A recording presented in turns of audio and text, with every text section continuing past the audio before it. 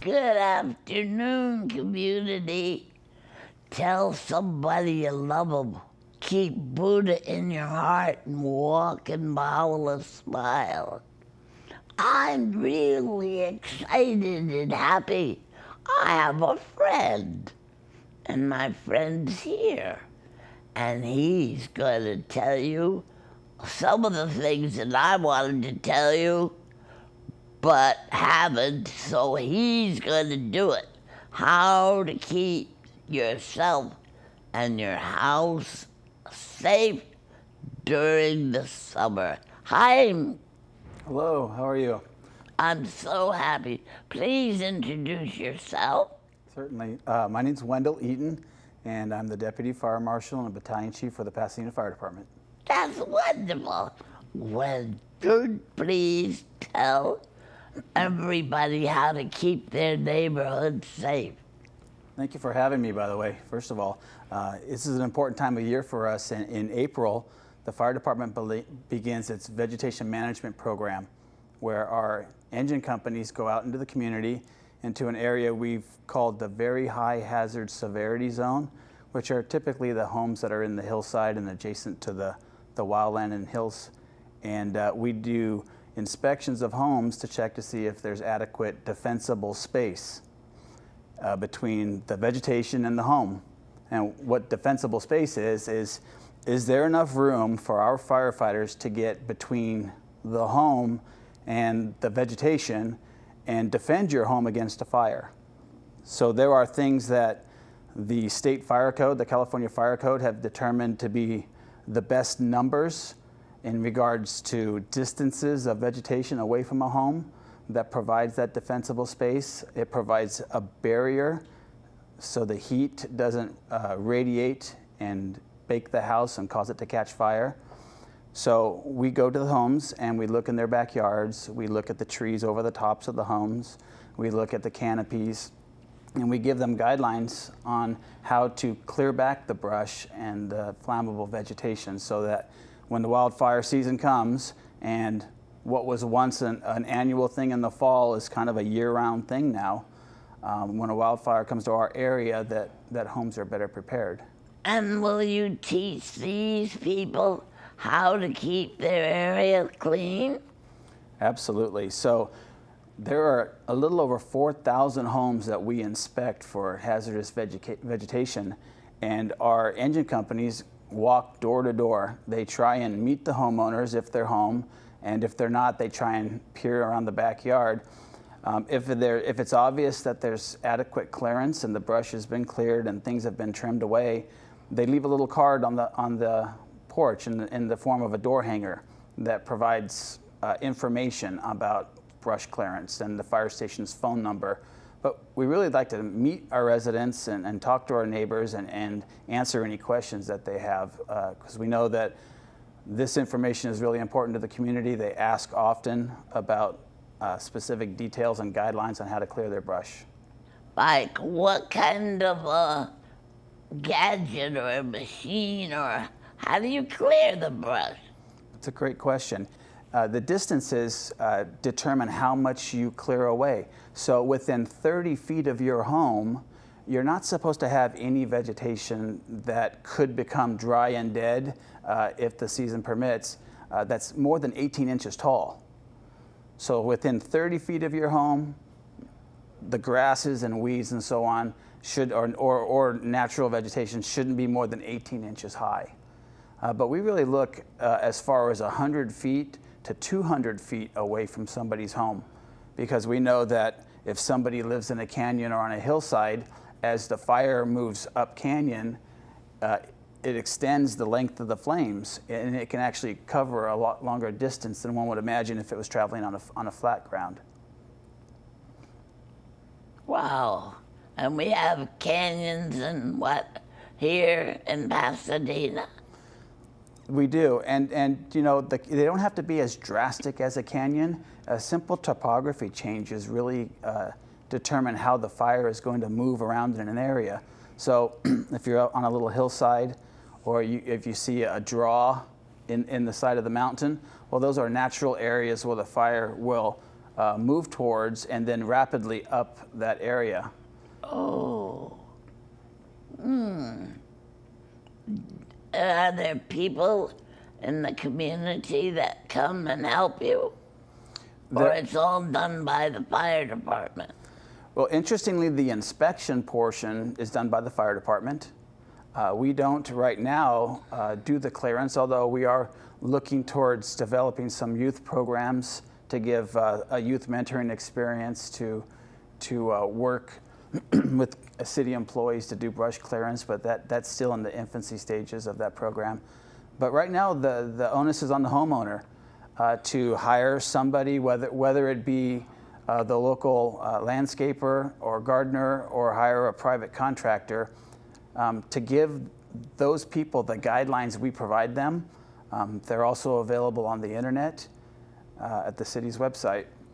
And they tell you things like you need to have a tree trimmed back at least 5 feet from your chimney, or excuse me, I'm sorry, I said 5 feet, 10 feet from your chimney, but 5 feet from your rooftop. So as these folks walk around your property, they look at our conditions and the distances required, and they make those modifications to the fuels. And then if they don't do it, what do you do? Well, the first time is we consider that folks are pretty busy out there in life, and maybe they saw that we had come by and maybe didn't get a chance to do it. The first time, we're going to give them a reminder. And oftentimes, reminder will be in a written form. And still, even though we're expending in quite a bit of effort in managing over 4,000 properties, we don't charge them on that first reinspection. So if I've stopped your house and I said you need to clear the brush, and I come back a month later and it's still not done, I'm going to ask you one more time. And then after I ask you one more time, I come back in a month and still nothing has been done. Then you start being assessed fees. And those fees roll back to the very first time we came out. So it's advantageous for the homeowner to act when we ask them to, and to take measures to protect themselves. They're getting a direct return in their work and their effort because they're making their home safe. And what should people look for before they call the fire department and say, my yard's on fire? Well, where there's smoke, there's fire, right? If somebody sees something that appears to be a fire, if it's small enough that they can investigate it first, and I'm talking very small, then it's okay to do so, but be present with a phone or a mobile device or something where you can access 911 immediately. Oftentimes the operator is going to ask you specific details about the fire. That's why I said she'll call the police department first or the fire department first. Well, interestingly, it's the same number. Oh, so call 911. Yeah, 911, no matter what. It's not uncommon for us to, on a beautiful Sunday afternoon, to get a call for a fire and to arrive and see a family having a nice barbecue. And as much as we don't want to disrupt their party, a lot of times we have to walk into the backyard and then usually raise a few chuckles and apologies, but we would rather the community call because it doesn't take very long for a small fire to get very large and to get out of control and risk people's lives. So what other things do you think you need to teach the community? This is a small question.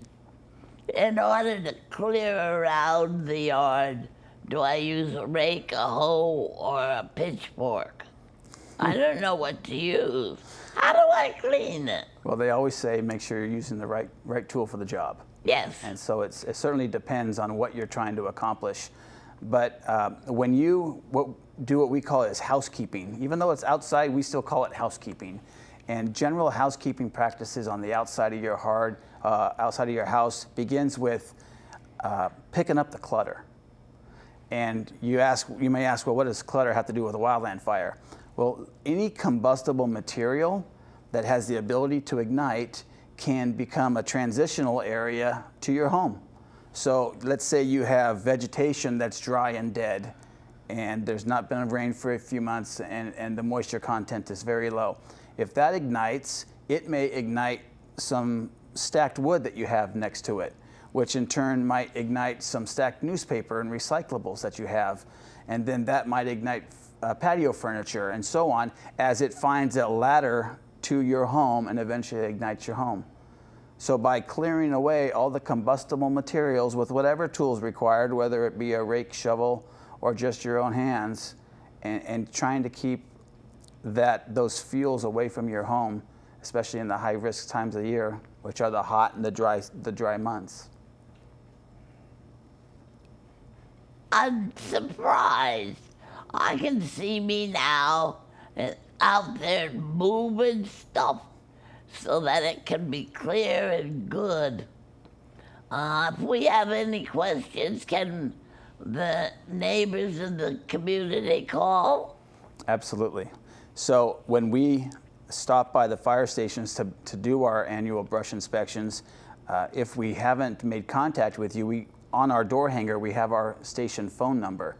So you should be able to call the fire station, and any crew that's on should be able to answer any question you have or direct you to someone that can answer those questions. How many fire stations are there in Pasadena? There's 8. So we have 3 stations that are in the wildland area or the urban interface. The urban interface is actually the areas where the homes meet the hillside, on that fringe area where we're kind of encroaching into the wildland. That's the wildland urban interface. And so those are areas of great concern to us. Station 38 is on Linda Vista, and we have Station 39 on Avenue 64. And we have Station 37 on the opposite side of town on Foothill Boulevard at Halstead, over there by Hastings area. Well, I've really learned a lot from you, and I'm gonna go home and clean how many feet? At least 30, but if you're in the urban interface, at least 100. Oh. I better move from the urban interface. 100 feet? I was doing good with 30. Okay, if you live in the urban interface, 100 feet. If you live around 30 feet, what else do you want me to know? Well, it's really important to know that wildland fires that we've seen over the last couple years, what we once determined once-in-a-lifetime fires, seem to be happening every other month in the fall, if not every year. People have seen dramatic fire devastation in communities. We recognize that fires now, what used to just travel from bush to bush and tree to tree, is now taking out entire communities, moving from house to house. So some of the safe practices that we do in the wildland urban interface in managing our vegetation and doing good housekeeping can be practiced in any home, in any location in the city. Any area where there's combustible materials on the ground, areas where there's accumulation of trash and debris that could catch fire if somebody, let's say, carelessly discards a cigarette, or somebody does some sort of nefarious act like lights it on fire on purpose. These accumulation of trash and debris can cause devastation to just a single home. So we want people to practice good fire safety practices, clean up the trash and the debris, store things properly, and have a safe environment. Oh, I'm gonna walk around my neighborhood and look, and if I see something, I'll say something. That's a great motto. I heard it before. And maybe I'll even have to help somebody clean up their yard so that we can all have a safe, happy spring and summer. Sounds like a plan. I want to thank you. Is there anything more you're thinking about you need to tell me? Well, just on the subject of wildland fires and safety, I definitely want to encourage people in the community to sign up for our Please notification system. So if you've ever gone to the fire department's website, you can click on the word Please, which is Pasadena Local Emergency Activation System. And you click on that, and then it allows you to register your home phone number. And it asks for some very, I said activation system, I'm sorry, it's alert system, my mistake. But it asks for a very small amount of information, just the same information you'd have on a piece of mail, as well as a phone number. And then it actually allows you to click on boxes on what you'd like to be notified on. So do you want to know if there's a natural disaster? Do you want to know if there's police activity in your neighborhood? Do you want to know if there's a power outage or a red flag day? And then once you register for the police system, you will now receive emergency notifications from the city. Now that information is protected in that we don't share that with any marketing. Nobody uses that as a mailing list to go and sell any goods. So it's purely to make emergency notifications in the event of a mass evacuation, a disaster, or some sort of localized emergency in the city. I'm gonna go home and do it now because I never heard of that before. Okay, community, I want everybody to sign that because, hey, the earthquake's coming and we better be prepared, and the heat's coming and we're gonna be prepared. That's right. I thank you for coming. It was my pleasure. For teaching us what to do, telling us how to do it. Well, thank you for having me. I hope I get to come back soon. You're always gonna come back. I'll call the chief and ask, would you please let him come back? He was really good. Thank you, community. Clear up those yards. I don't want to hear anything about anybody burning up because they didn't, because we told you. So, think about it. Clear up your yard. Clear up the trees. Don't let things burn down your house. Thank you so very much. It's my pleasure. Thank you. Fires need, obviously, fuel. They need a heat source, and they need oxygen. So we call that the fire triangle. But there's also a chemical chain reaction that occurs, and it's a self-perpetuating event that if you don't do something to break that triangle, the fire continues. So when I say break the triangle, that would mean you either take away the heat, take away the fuel, or take away the oxygen, and that's how you would extinguish a fire. So when we talk about those three elements, let's start with heat. What makes a heat source something that can cause a fire? Well, first, a candle. Right. Candle's a perfect example. And a candle is just a solid form of fuel. It's a petroleum product in most cases. And so in order to ignite that candle, you have to have a heat source that's high enough to ignite the material, the wick that you're trying to ignite. And that heat source has to have enough energy, and it has to be able to transfer that energy from the heat source to the candle to raise the temperature of that wick to its ignition temperature. And what's important about a heat source is not every heat source is competent for the type of fuel it's trying to ignite. You remember the old book, Fahrenheit 451? Oh, yes. Because 451 degrees is the temperature that paper ignites. So paper being a wood product, most wood products ignite around 451 degrees. And you'd say to yourself, well, how hot is a cigarette?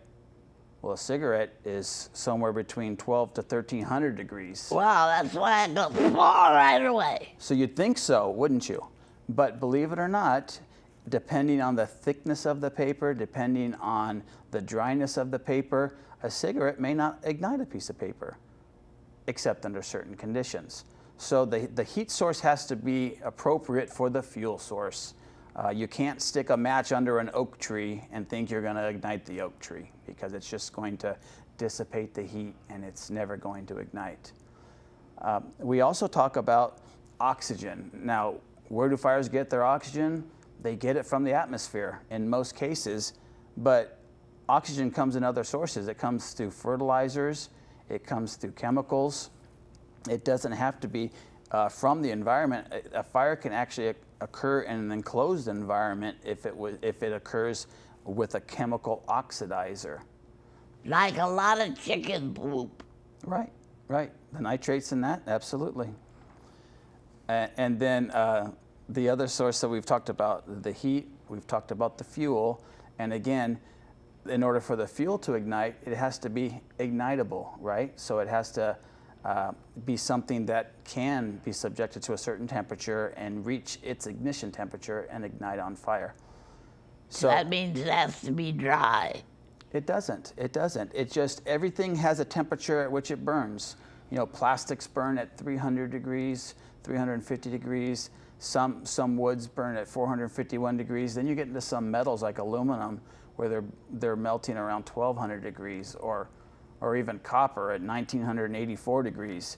So if the heat source isn't hot enough, it's never going to raise the fuel, the material, to a temperature where it will ignite.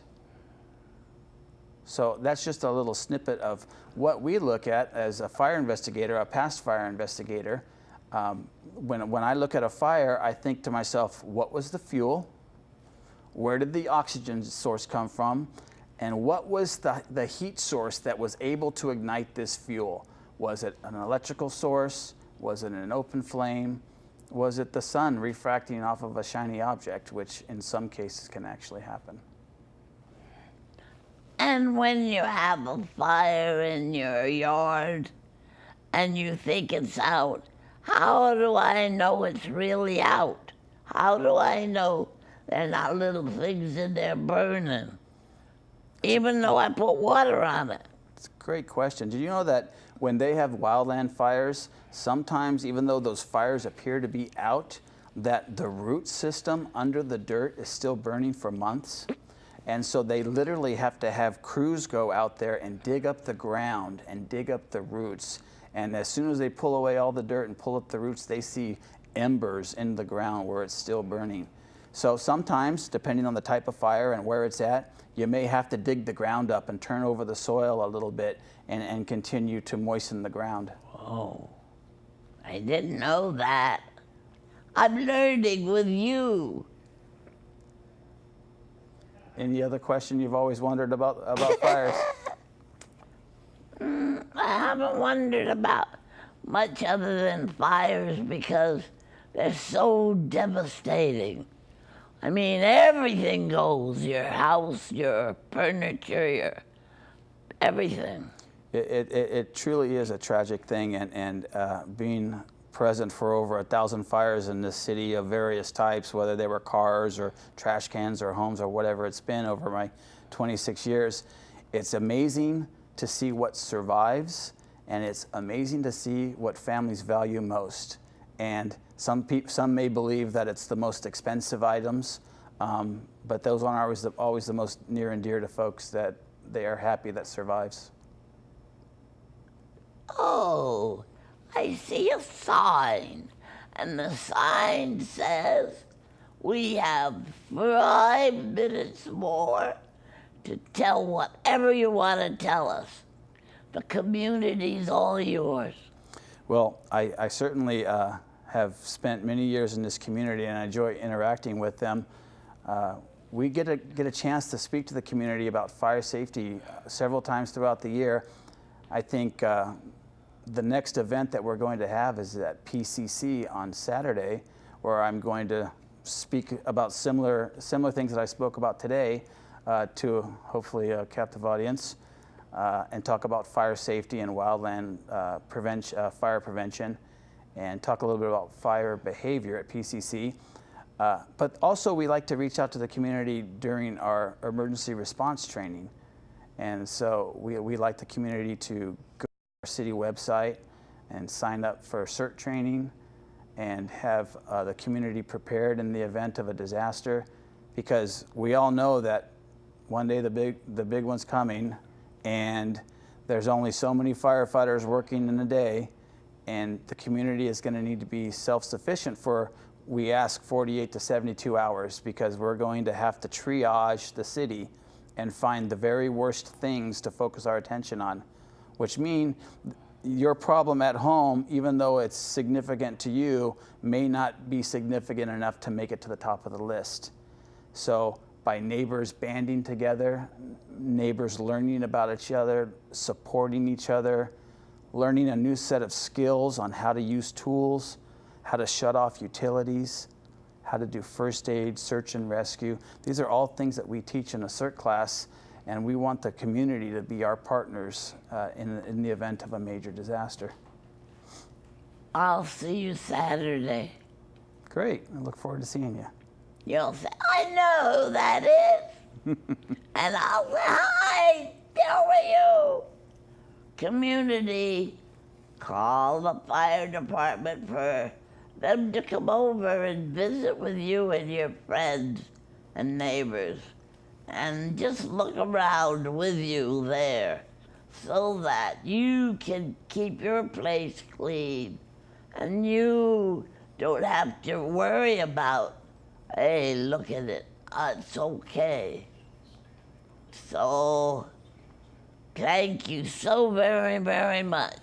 You're very welcome, and please, I hope the community pays attention to some of the mailers that the city puts out in Focus, and through our social media campaigns.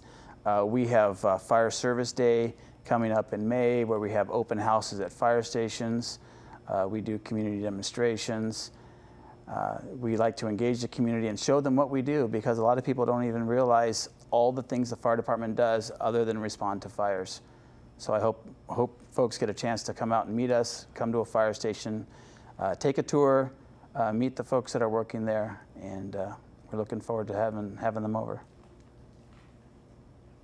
Thank you so much. Community, take care of your places, because they're all you've got. Thank you so very much for coming. I really appreciate it. My pleasure. And the community appreciates it too. Thank you. Tell somebody you love them. Bye. Perfect.